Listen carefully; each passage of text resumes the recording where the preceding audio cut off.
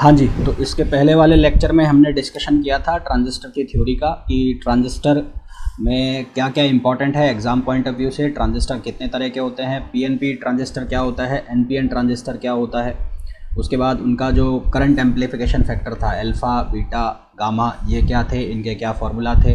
फिर हमने ये देखा था कि ट्रांजिस्टर के जो कनेक्शन है उसके बेस पर उसको किस तरह से बांटा जाता है, कॉमन बेस क्या होता है, कॉमन कलेक्टर क्या होता है और कॉमन एमिटर क्या होता है।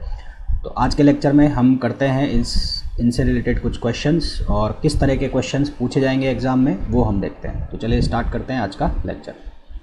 तो देखो, सबसे पहला जो क्वेश्चन है, अ ट्रांजिस्टर हैज़, एक ट्रांजिस्टर में पहला ऑप्शन है 1 पीएन जंक्शन, एक पीएन जंक्शन होता है, दूसरा ऑप्शन है 2 पीएन जंक्शन होते हैं, तीसरा ऑप्शन है 3 पीएन जंक्शन होते हैं और चौथा ऑप्शन है 4 पीएन जंक्शन होते हैं। देखो, हमने बात की थी कि जो ट्रांजिस्टर है वो कैसे बनाया जाता है, जब एक क्रिस्टल डायोड में एक और डायोड की क्या कर दी जाती है, एक और जो इम्प्योरिटी है उसकी डोपिंग कर दी जाती है। या फिर हमने ऐसे बात की थी कि 2 पी के बीच में क्या आ जाए, एक एन आ जाए, या फिर 2 एन के बीच में क्या आ जाए, एक पी आ जाए, है ना। तो कुल मिलाकर ये जो डायोड हैं 2 पीएन जंक्शन बना रहा था, एक ये और एक ये, एक ये और एक ये। तो यहाँ पर कुल मिलाकर कितने पीएन जंक्शन बन रहे हैं, 2 पीएन जंक्शन बन रहे हैं। तो हमारे पास जो ऑप्शन है उनमें से ऑप्शन बी इसके लिए सही आंसर होगा। नेक्स्ट क्वेश्चन की बात करते हैं, number of depletion layer in a transistor. तो डिप्लेशन लेयर हम ये जानते हैं कि जब हम पीएन जंक्शन बनाते हैं, तो पीएन जंक्शन जब हम बनाते हैं तो ये जो बीच वाली लेयर बनती है जिसमें कोई भी फ्री चार्ज नहीं होता, इसको हम कहते हैं डिप्लेशन लेयर। डिप्लेशन लेयर का मतलब क्या होता है, अवक्षय परत। ये चीज़ हम पढ़ चुके हैं कहाँ पर, जब हमने डायोड पढ़ा था। तो यहाँ पर कुल कितने पीएन जंक्शन बन रहे हैं, 2। तो 2 पीएन जंक्शन बन रहे हैं, इसका मतलब डिप्लेशन लेयर भी कितनी होगी, 2 होगी। तो आंसर हमारे पास करेक्ट क्या हो जाएगा, डी ऑप्शन हमारे पास करेक्ट आंसर हो जाएगा। तो कितनी डिप्लेशन लेयर होगी, 2 डिप्लेशन लेयर होगी। फिर बात करते हैं तीसरे क्वेश्चन की, the base of transistor is doped. तो हमने ये पढ़ा था जो ट्रांजिस्टर हैं उसके 3 मेन एलिमेंट्स होते हैं। एक एलिमेंट होता है जो सबसे लेफ्ट में होता है, उसको हम कहते हैं एमीटर और हिंदी में उसको बोलते हैं उत्सर्जक। बीच वाला जो पार्ट होता है उसको हम बोलते हैं बेस और सबसे लास्ट वाला जो पार्ट होता है उसको हम बोलते हैं कलेक्टर। एमीटर जो होता है वो हैवीली डोप्ड होता है। हैवीली डोप्ड का मतलब यहाँ पर जो चार्ज करियर हैं उसको भारी मात्रा में यहाँ पर उसकी डोपिंग कराई जाती है। बेस जो होता है वो सबसे पतला होता है और सबसे लाइटली डोप्ड होता है, डोपिंग जो है सबसे कम है। थर्ड नंबर पे होता है कलेक्टर। कलेक्टर में जो डोपिंग मॉडरेट होती है यानी कि मध्यम प्रकार की यहाँ पर डोपिंग की जाती है। एक और चीज़ हमने पढ़ी थी कलेक्टर से रिलेटेड कि ये तीनों एलिमेंट्स में से सबसे बड़ा होता है। सबसे बड़ा जो पार्ट है वो किसका होता है, कलेक्टर का होता है। तो हमें क्वेश्चन में क्या पूछा है कि base of transistor is doped. तो ट्रांजिस्टर का जो बेस है उसकी डोपिंग की जाती है, तो कौन सी की जाती है, लाइटली। तो हमें जो ऑप्शन दिए हैं उनमें से ऑप्शन सी इसके लिए करेक्ट आंसर है। नेक्स्ट क्वेश्चन की बात करें, the element that has the biggest size in a transistor. तो जैसा कि मैंने अभी आपको बताया सबसे बड़ा जो साइज़ है वो किसका होता है, कलेक्टर का होता है। तो ऑप्शन ए इसके लिए कौन सा आंसर होगा, कलेक्टर। तो सबसे बड़ा कौन होता है, कलेक्टर सबसे बड़ा। के बाद कौन होता है, एमीटर। एमीटर और सबसे लास्ट में कौन आता है, बेस। तो बेस क्या होता है, सबसे छोटा।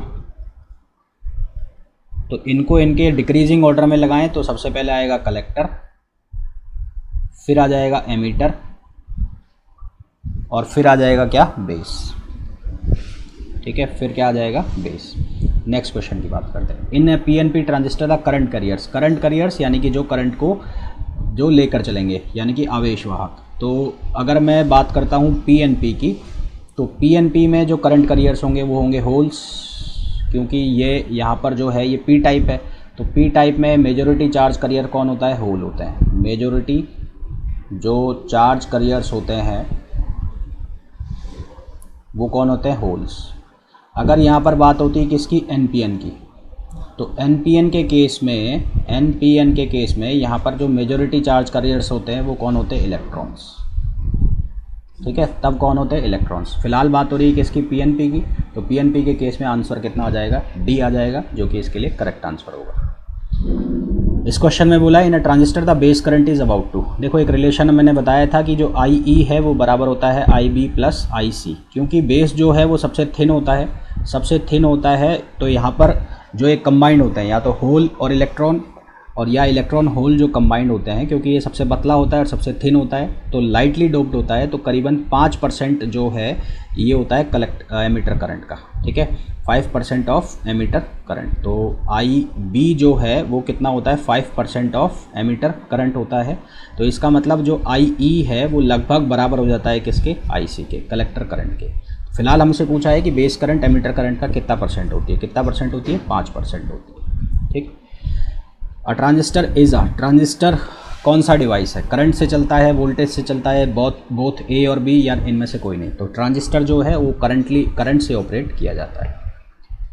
फिर हमें पूछा है इनमें से कौन सा सही है, तो मैंने अभी तक ये काफ़ी बार बता चुका हूँ कि जो आई ई है वो किसके बराबर है, I C plus I B. आई ई का मतलब क्या होता है, एमिटर करंट,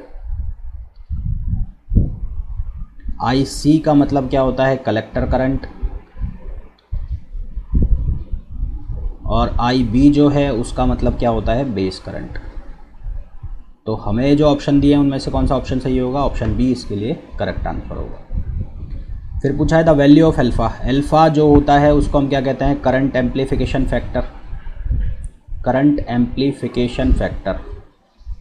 और ये जो करंट एम्प्लीफिकेशन फैक्टर है ये कब होता है, कॉमन बेस के केस में होता है, कॉमन बेस के लिए। और इसकी वैल्यू क्या होती है, I C upon I E, I C upon I B E. ये कब है, डी सी के लिए। और अगर ए सी के लिए बात करें तो delta I C upon delta I E. इसकी जो वैल्यू है वो कहाँ से कहाँ तक लाई करती है, 0.9 से लेकर 0.99 तक, यानी कि अल्फ़ा की वैल्यू हमेशा कितने से कम होती है, 1 से कम होती है। तो हमारे पास जो ऑप्शन है उनमें से ऑप्शन बी इसके लिए क्या होगा, करेक्ट आंसर होगा। फिर इस क्वेश्चन में दिया है द इन अ ट्रांजिस्टर आई सी की जो वैल्यू दी है, आई सी की वैल्यू है 100 मिली एम्पियर, आई ई की जो वैल्यू है वो दी है हमें 100.5 मिली एम्पियर। हमें पूछा है बीटा की वैल्यू बताइए। तो बीटा जो है वो क्या होता है, current amplification factor, current amplification factor, amplification factor. और ये कब होता है, ये होता है at common emitter connection, common emitter connection. तो कॉमन एमिटर कनेक्शन के केस में बीटा जो है उसको हम लिखते हैं किससे, आई सी अपॉन आई बी। अब यहाँ पर हमें वैल्यू दी है आई सी और आई ई की, है ना। तो क्योंकि जो आई ई है वो बराबर होता है आई बी प्लस आई सी के, तो यहाँ से आई बी जो है वो बराबर हो जाएगा आई ई माइनस आई सी। तो आई ई जो है उसकी वैल्यू कितनी है, 100.5, और आई सी जो है उसकी वैल्यू है 100। तो ये बच गया 0.5, है ना, कितना बच गया, 0.5 मिली एम्पियर। तो हमसे वैल्यू निकलवाइए बीटा की। तो बीटा किसके बराबर, आई सी अपॉन आई बी। तो आई सी की जो वैल्यू है वो कितनी है, वो है 100 मिली एम्पियर, और इसकी जो वैल्यू है वो कितनी आई है, 5 आई है ना, तो 0.5 आई है। तो यहाँ से 0 ऊपर गया, ये कितना आ जाएगा, 200। तो हमारे पास जो करेक्ट आंसर होगा वो कितना आंसर आ जाएगा, 200। नेक्स्ट क्वेश्चन पर चलते हैं। इस क्वेश्चन में बोला है ट्रांजिस्टर में बीटा की जो वैल्यू दी है वो दी है 100, कलेक्टर करंट जो आई सी है उसकी वैल्यू दी है 10 मिली एम्पियर। तो हमें पूछा है आई ई की वैल्यू बताइए। तो ये हमें पता है कि जो बीटा है वो किसके बराबर, आई सी अपॉन आई बी। तो यहाँ से आई बी की जो वैल्यू है वो किसके बराबर हो जाएगी, आई सी अपॉन बीटा। तो आई सी कितना है 10 और बीटा कितना है 100। हमें क्या पूछा है, आई ई। तो आई ई किसके बराबर, आई सी प्लस आई बी। तो आई सी की वैल्यू कितनी, 10, और ये हो जाएगा 10 अपॉन 100। तो हमारे पास जो आंसर आएगा वो आएगा 10.1 मिली एम्पियर। तो अगर ये ऑप्शंस चेक करें तो ऑप्शन में तो कोई भी आंसर नहीं है, इसका आंसर जो आएगा वो कितना आएगा, 10.1 मिली एम्पियर। तो इनमें से क्या हो जाएगा, नन ऑफ द अबव। ठीक है, नेक्स्ट क्वेश्चन पर चलते हैं। इस क्वेश्चन में पूछा है relationship between beta and alpha. तो बीटा एंड अल्फ़ा के बीच में क्या रिलेशन होता है। देखो अल्फ़ा एंड बीटा के बीच में जो रिलेशन है वो क्या है, beta equals to alpha upon 1 minus alpha. इसी तरह से पूछा जा सकता है गामा एंड अल्फ़ा में रिलेशन, तो गामा इक्वल्स टू क्या होता है, 1 अपॉन 1 माइनस अल्फ़ा। इसी तरह से पूछा जा सकता है गामा एंड बीटा में रिलेशन, ये पूछा जा सकता है। तो इन दोनों को आप एक दूसरे में पुट करके वैल्यू निकाल सकते हैं। तो ये जो रिलेशन वाली वैल्यू है डायरेक्ट पूछ ली जाती है, इसको ध्यान रखना है ना। इसके जैसे क्वेश्चन हमने किए भी हैं बहुत सारे, हम पीछे देखे भी हैं कि इनके ऊपर बहुत सारे क्वेश्चंस पूछे जा रहे हैं। तो अभी तक आप देख रहे होगे कि जितने भी हमने क्वेश्चंस किए हैं वो सेम उसी थ्योरी से रिलेटेड क्वेश्चन है जो हमने इसके पहले वाले लेक्चर में पढ़ा था। तो ऐसा कोई बहुत रॉकेट साइंस वाले क्वेश्चन नहीं आएंगे जिसमें बहुत ज़्यादा आपको कैलकुलेशन करनी पड़ रही हो। बहुत आसान से क्वेश्चन आएंगे। आपको थोड़े बहुत फार्मूलेज याद होने चाहिए, थोड़े बहुत बेसिक कॉन्सेप्ट्स आपको पता होना चाहिए। फिर बोला है value of beta for transistor. तो ट्रांजिस्टर के लिए जो वैल्यू है बीटा की, ये हमने पढ़ा था 20 से लेके कहाँ तक अप्लाई करती है, 500 तक। ठीक है, तो हमारे पास जो ऑप्शन है उसमें से ऑप्शन सी इसके लिए क्या होगा, करेक्ट आंसर होगा। नेक्स्ट क्वेश्चन में द मोस्ट कॉमनली यूज्ड, सबसे ज़्यादा जो यूज़ में लिया जाता है ट्रांजिस्टर, वो कौन सा लिया जाता है, कॉमन एमिटर ट्रांजिस्टर सबसे ज़्यादा यूज़ में लिया जाता है। इसके बारे में हमने थ्योरी वाले लेक्चर में भी बात की थी। फिर बोला है input impedance of transistor connected in arrangement. सबसे ज़्यादा इनपुट इम्पीडेंस किस में होता है। हमने 3 तरह के कनेक्शन पढ़े थे, तो उसमें हमने पढ़ा था जो कॉमन कलेक्टर है, कॉमन कलेक्टर के केस में इनपुट इम्पीडेंस, इम्पीडेंस का मतलब होता है रेजिस्टेंस, प्रतिरोध। इनपुट इम्पीडेंस सबसे ज़्यादा हाई होता है और आउटपुट इम्पीडेंस यानी कि आउटपुट पर जो प्रतिरोध है वो क्या होता है, लो होता है। ये किसके केस में है कहानी, ये है कॉमन कलेक्टर के केस में। जबकि जो कॉमन बेस है और कॉमन एमिटर है उसके केस में क्या होता है, इनपुट पर इम्पीडेंस लो होता है और आउटपुट पर इम्पीडेंस क्या होता है, हाई होता है। क्यों होता है, क्योंकि जो इनपुट सर्किट है वो फॉरवर्ड बायसिंग में होता है, आउटपुट सर्किट जो है वो किस में होता है, रिवर्स बायसिंग में। कॉमन कलेक्टर के केस में क्या आ जाता है, इनपुट इम्पीडेंस जो है वहाँ पर इनपुट करंट कौन हो जाती है, बीटा, IB हो जाती है। इनपुट करंट हो जाती है IB, तो इनपुट करंट IB हो जाती है और IB की वैल्यू बहुत कम होती है, इसलिए जो इनपुट इम्पीडेंस है बहुत हाई हो जाता है। ठीक है, नेक्स्ट क्वेश्चन पर चलते हैं। तो the output impedance of transistor connected in, तो सबसे ज़्यादा आउटपुट इम्पीडेंस जो आता है वो किसके केस में आता है, कॉमन बेस के केस में आता है। ठीक है, सबसे ज़्यादा आउटपुट इम्पीडेंस जो आएगा वो किसके केस में आता है, कॉमन बेस के केस में आता है। Value of alpha is 0.9 then value of beta. तो बीटा और अल्फा में क्या relation, beta equals to alpha upon 1 minus alpha. यहाँ से वैल्यू रखो 0.9, 1 माइनस 0.9, तो ये बना 0.9 अपॉन 0.1, तो यहाँ से वैल्यू बन गई ये 9। तो बीटा की जो वैल्यू है वो कितनी हो गई, 9। तो ऑप्शन ए इसके लिए करेक्ट आंसर होगा।